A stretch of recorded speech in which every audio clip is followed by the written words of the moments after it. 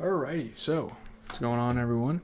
GZTV, we are here. I gotta kind of shoot this right as the games are ending because I have a lab tomorrow to attend to at 9:30. So we're kind of getting this going, but we have a couple of games to talk about. I believe about 4 of them we're going to be talking about here.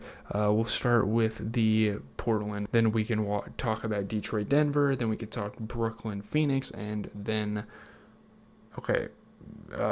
we'll talk about Thunder Pelicans. Fuck you, Lou Dort, by the way. You're a scrub. I don't give a fuck. Dirty piece of shit.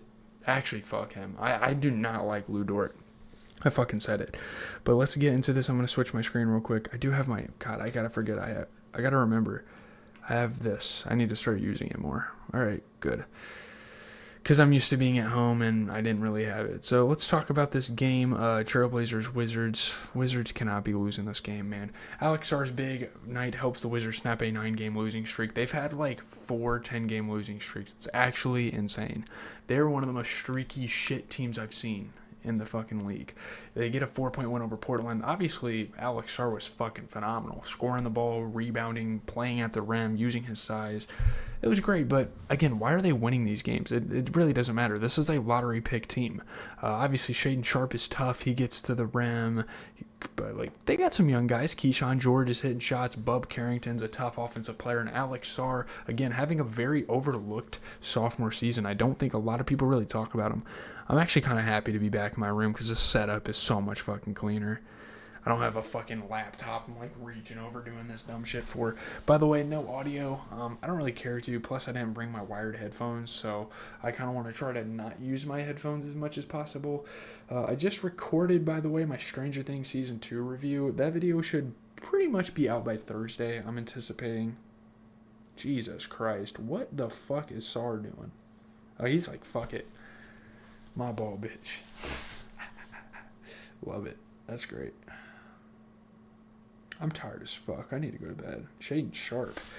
Boink. Hopefully after this I'll have time to get the clips together and throw them out there. We'll see. Alright. Middleton. Look at Sarr cleaning house.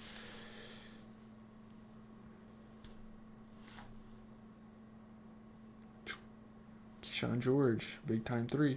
Big shot. It's so fucking hot in here. I damn near want to just start my fan right fucking now. Give me a second here. I need to figure some shit out. Shaedon Sharpe. Yeah, like, if you're the Trailblazers and you need to really, like, make some leeway in the West, I feel like you should not be losing games like this. It's kind of ass that they did this. But whatever, I guess. Whatever. Okay. Let's get it. Alright, we're going to talk about the box score. I need to put this shit away, though. I guess I don't. Because I'm going to be doing this, but... Alright. Let's look at the box score. Trailblazers, you get a 16-point performance for Toumani Camara. He shot 67% from 3. Hell of a hustle rebounder. They had a lot of good big men. 17 and 12 for Denny Avdia. Certainly, he kind of turned the ball over, and he wasn't shooting the best inside, but he shot 60% from 3. You get 14 and 20 for Drew Kling, and he has kind of been struggling shooting as late, but he's kind of just a pure big man right now for them. 31 for Shaedon Sharpe. He played fucking good, man. He shot 55%, was a hell of a two-way guy. You get 10 points out of Ryan Rupert, who they've been kind of trying out.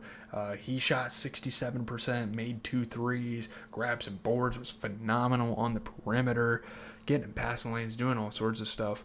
Drew Holiday very much struggled defensively, and he gives you everything in between. He plays bigger than 6'4", like grabbing rebounds, passing the ball, all that stuff. They have so many pieces. They have too many pieces to give this guy 25 minutes with how he was playing. You have Jeremy Grant, you have Young Hansen, you have Caleb Love, and we talked about Ryan Rupert, and like even Young Hansen, hell of a rebounder. He's a big ass dude, you know. So why Jeremy Grant only gets 24 minutes when he's basically your 6th man, I don't know. You look at the Wizards, though, you get a 19-point performance for Chris Middleton, who shot 50%. The guy was doing everything. He was rebounding the ball, passing it, playing really good defense. You get a 19-point performance for Keyshawn George off of 40% three-point shooting. He was doing a little bit of everything. He was rebounding. He was passing. him and Alex Sarr are fantastic. I mean, they are fantastic three-level defenders. Those guys play at the rim, especially Alex Sarr. Those guys play on the perimeter, especially Keyshawn George. They rip the ball. They get in pass lanes. I love to see it, man. 29 and 12 as well for Alex Sarr with solid three-point shooting. It's fucking great. You get 18 out of Trey Johnson off of 60% three-point shooting. You get 11 kind of as an end of the bench guy. Bub Carrington's he's been a pretty effective bench player for this team this season despite their struggles. Solid three-point shooter, really good defense. So there's kind of that. Let's move on here. We are going to get into, New Orleans and OKC, I guess. Fuck you, Lou Dort. You are a scrub. I don't give a fuck. I don't care. Shai Gilgeous-Alexander scores 29. And like I said it before, despite being a lottery pick type of team, the Pelicans, they make this shit tough. The NBA Bucks Thunder, they beat the Pelicans by 9. They stop a 2-game losing streak, which is a huge deal for the Thunder standards, even though they're the runaway favorites to win the championship. I don't know. I guess the Pistons are kind of up there, but they were shorthanded in this game even, which is crazy. They avoid their first 3-game skid of the season. Most teams have 3-game losing streaks every fucking month or two. They haven't. Shai, great scoring as always. Lou Dort and Fears. I mean, like, what are you doing? This guy's a fucking rookie, and you're picking a fight with him because you're being dirty as fuck. I don't like Lou Dort. I never have, never will. Yves Missi, look at this block. That was great. Yves Missi's a great defender. Obviously, Chet Holmgren is a great defender as well. They were combating each other, and Chet Holmgren's great. Great defender, great offensive guy alike. So, shout out Chet, shout out to the Thunder. I mean, I would kind of hate on them. Oh, you only beat the Pelicans by 9, but the Pelicans are one of the tougher lottery pick teams, one of the tougher low-tier teams in the NBA. They play fucking hard, dude, and I think if they pick up a few more pieces and gain some more like consistent depth and avoid injuries and do all this stuff, I think they could be a pretty tough team to beat, an even tougher team to beat. Is that Wiggins?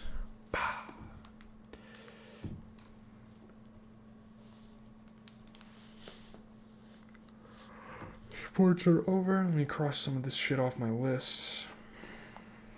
I'm so exhausted. I got like maybe 5 or 6 hours of sleep tonight. I usually have to get 8 to function. We sure that's not a charge? He's leaning. When you see this stance and your foot's kind of sliding, that's not a charge.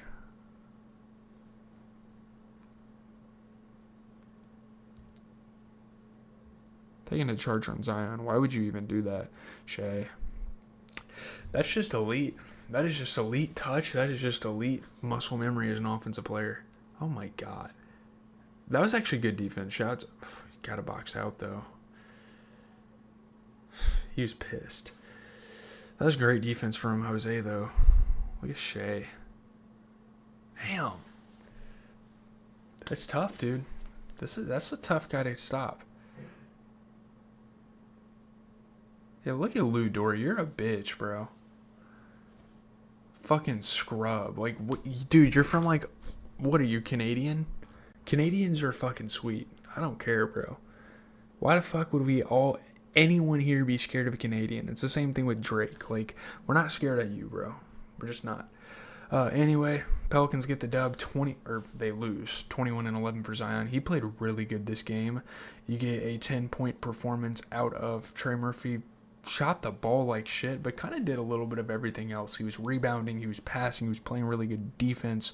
You get a 16-point performance for Saddiq Bey. Could not get them interior shots to fall worth a damn, but he shot 50% from 3. He put up a 16-13 stat line. He was able to pass. He was able to play really good defense.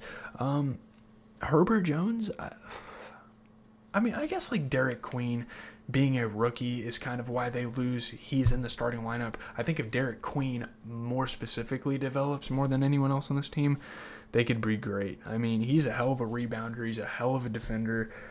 The offensive game has to pick up a little bit more. I feel like he's too much of a glue piece. I feel like he has the potential to be somewhat of a star player. Somewhat of a... I don't know. I really don't know. Maybe a Zion with more playmaking ability. I don't know. And they gave him too many minutes with his struggles because you have Yves Missy coming off the bench, who is a fantastic rebounder and a fantastic defender, even better than Derek Queen, and the guy was so fucking efficient. And certainly he's not the greatest shooter, but he plays well inside.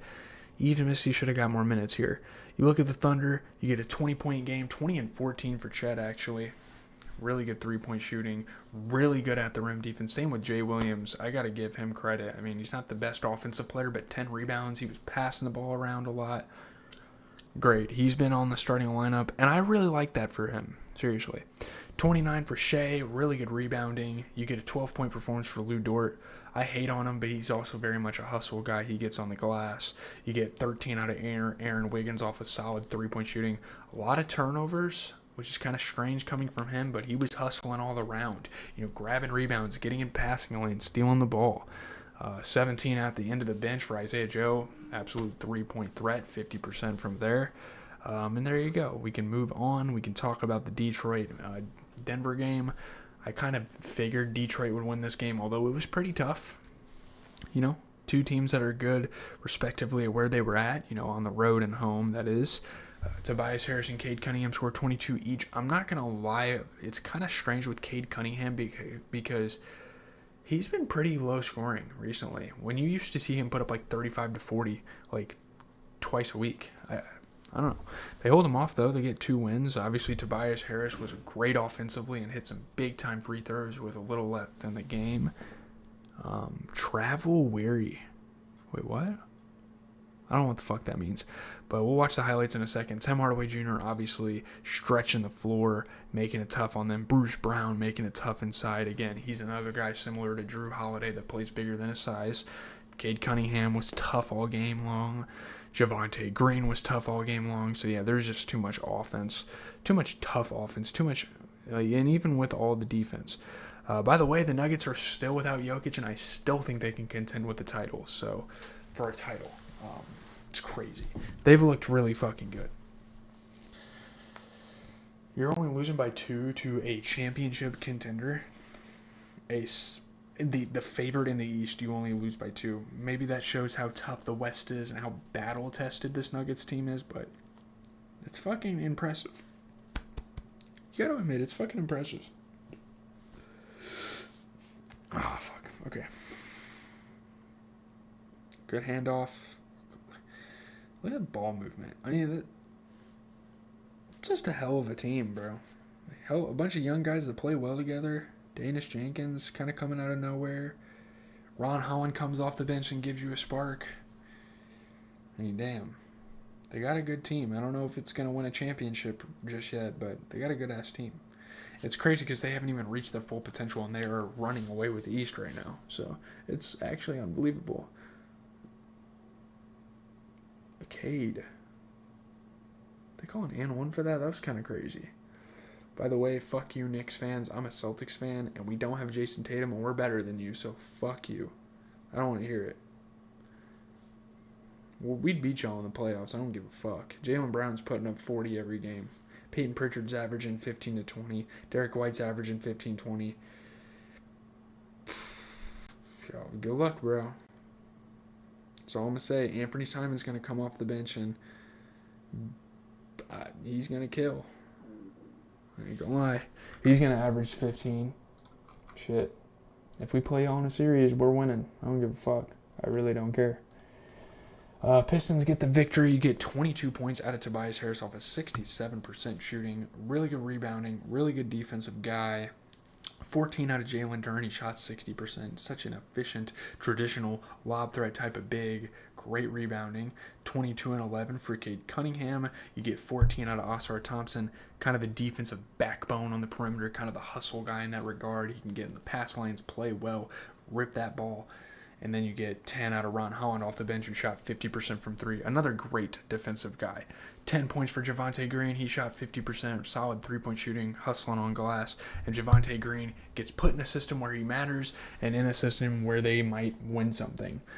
You look at the Nuggets, who lost the game. You get 12 out of Spencer Jones. He's been playing pretty good, man. He shot 80%. He's a very good two-way player. 16 and 16 from Valanciunas. I saw, shout out to Xerxes. He makes Madden content. He was kind of talking about how he had a lower for a three-pointer. Jonas Valanciunas made a three. He shot 60%. He was fucking awesome this game, by the way. Jamal Murray, though, 24 and 10, certainly couldn't get the ball to go in as much as he probably wanted to, but he was also hustling on glass. You get 13 points for Peyton Watson. You can obviously say the same. He wasn't the greatest offensive guy in terms of efficiency, but his defense is definitely there. You get 14 off the bench for Tim Hardaway. Certainly couldn't get the outside shot to fall, but the three ball was falling.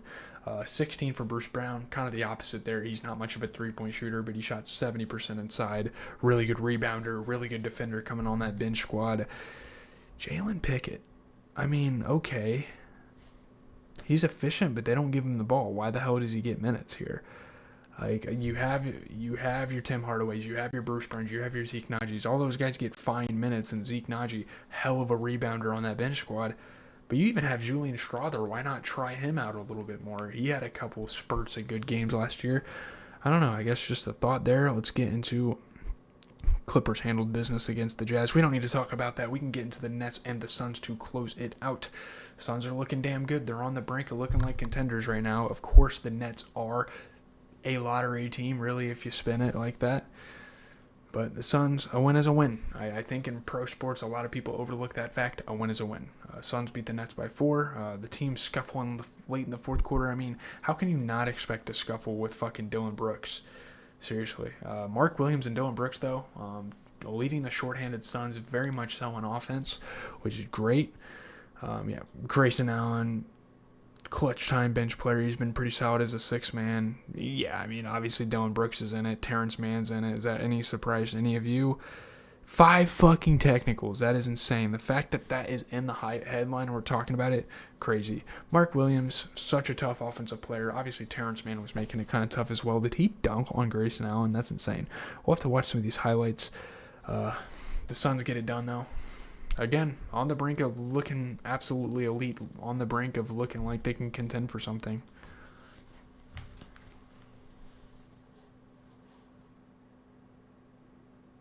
By the way, J. Cole dropped a little EP for his birthday.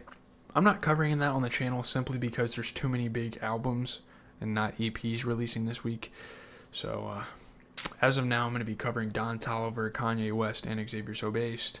Now, if Kanye decides to push it back, which I feel like he's probably going to, it's almost a trend at this point. I do think I will go ahead and listen to Nine Vicious because I know I talked about not listening to EPs, but Nine Vicious, an artist I haven't really talked about on the channel for a while, so I'll definitely check him out this week.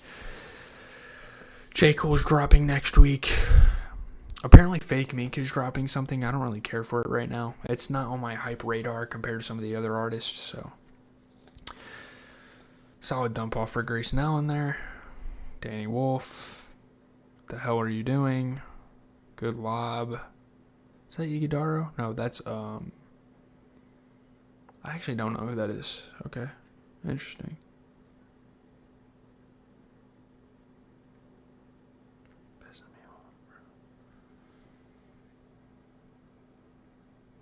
Mortgage Matchup Center? Is that what this place is called anymore? Like, what the fuck is going on in Phoenix?